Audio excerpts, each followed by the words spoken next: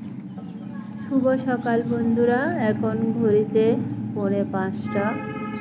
আমি 4:30টায় উঠেছি। উঠে হাত মুখ ধুয়ে এখন ফুল তুলে ঘরে আসলাম। 4:45। বাইরে একটু দেখো এখন কেমন আলো ফুটেছে। আর 4:30টার দিকেই গ্রামের বাড়িতে দেখি একদম উঠলেই বাইরে আলো দেখা যায়, মানে ভোর হতে শুরু করে।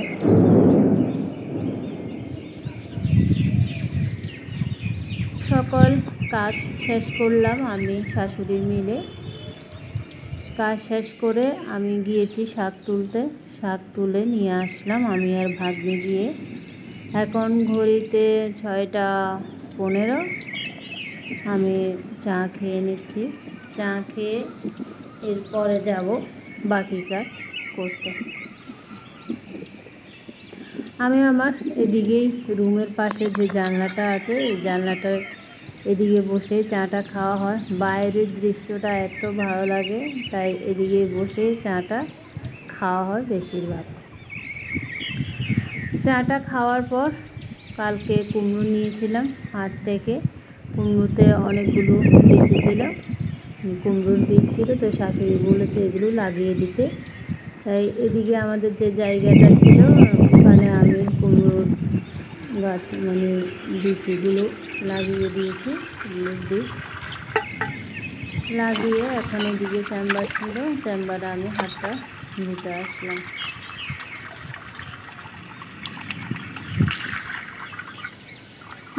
গতকাল বিকেলবেলা আমি আবার লঙ্কা গাছ লাগিয়েছি, সেটা আমি ভিডিও করে দেখেছি, সেটা আপনাদেরকে পরে দেখাবো। অনেকগুলো লঙ্কা গাছ আমি লাগিয়েছি।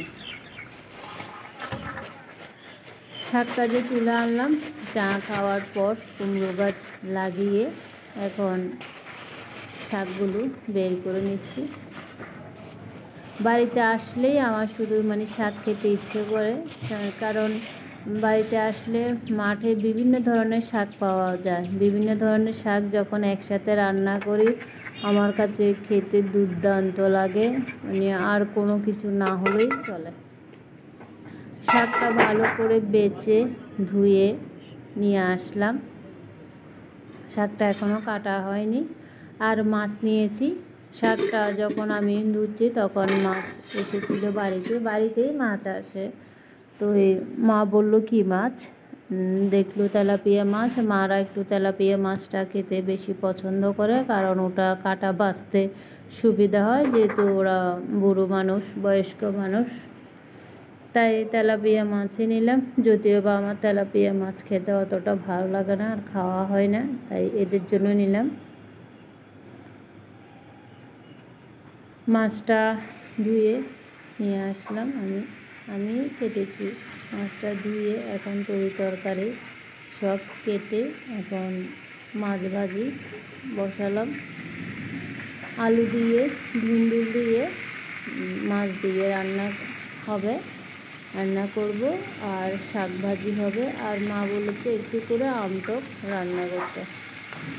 তো আমগুলো না অনেক টক, তাই মা বলেছে একটু বেশি টক রাখতে। আমার কিন্তু বেশি টক খেতে ভালো লাগে না, তাই মাকে বললাম আমার জন্য, আপনাদের জন্য একটু কম টক দিয়ে, চিনি কম দিয়ে নামিয়ে রেখে পরে আমারগুলোর মধ্যে একটু চিনি দিয়ে তারপর নামাবো। ধুন্দুল দিয়ে মাছটা রান্না করলাম। এই ধুন্দুল দিয়ে যে কোনো মাছ রান্না করলে খুবই ভালো লাগে। ধুন্দুল দিয়ে মাছের রেসিপিটা আপনাদের সাথে আরেকদিন শেয়ার করব। ধুন্দুল দিয়ে যে কোনো মাছ রান্না করলে ওখানে রসুন দেওয়ার চেষ্টা করবেন। রসুন দিলে খুবই ভালো লাগে, রসুন পেঁয়াজ বেশি করে দিলে। শাকটাও হয়েছে, মাছটা হওয়ার পরে শাকটাও হয়ে গেছে, শাকটাও নামিয়ে নিয়েছি। মাছ শাক টক হয়ে গিয়েছে। এখন সকালবেলা সবাই মিলে ভাতটা খেয়ে নেব। চিনি কম দিয়ে চিনি বেশি দিয়ে টকটা রান্না করলাম। সকালবেলা খাওয়া দাওয়া শেষ করে স্নান টান করে ঘরে এসে কিছুক্ষণ রেস্ট করেছি। এখন 2টো বাজে, ঘোষ আসলো, ঘোষ এসে দুধ দুয়ে আমাদের জন্য দুধ 500 রেখে গেল। আর এদিকে দেখো আমার শাশুড়ি মা গিয়েছে চেম্বারে স্নান করতে। চেম্বার বলতে মাঠে যে জল দেওয়া হয় ওটাকে চেম্বার বলে, ওখানেই সবাই স্নান করতে চলে যায়। তো মা স্নান করে আসার পর আমরা ভাত খেলাম, ভাত খেয়ে মার সাথে চলে গেলাম মাঠে। মা ঘাস তুললো আর আমি শাক তুললাম। আমি শাক তুলেই চলে আসলাম, মা এখনও ঘাস তুলছে, ঘাস কাটছে। শাক তুলে এসে বিকেলবেলা রান্না কি করব সেটা কেটে কুটে রান্নাটা বসালাম। আর এদিকে দেখো তোমাদেরকে বলেছি সকালবেলা বলতে গতকাল আমি লঙ্কা গাছ লাগিয়েছি প্রায় 20টার মতন, কালো আর সবুজ লঙ্কা, সেটার ভিডিও করে আমি রেখেছি। দেখো 20টার মতনই লাগিয়েছি। আমি হয়তো বা থাকবো না, লঙ্কা ধরবে, একদিন এসে দেখে যাব।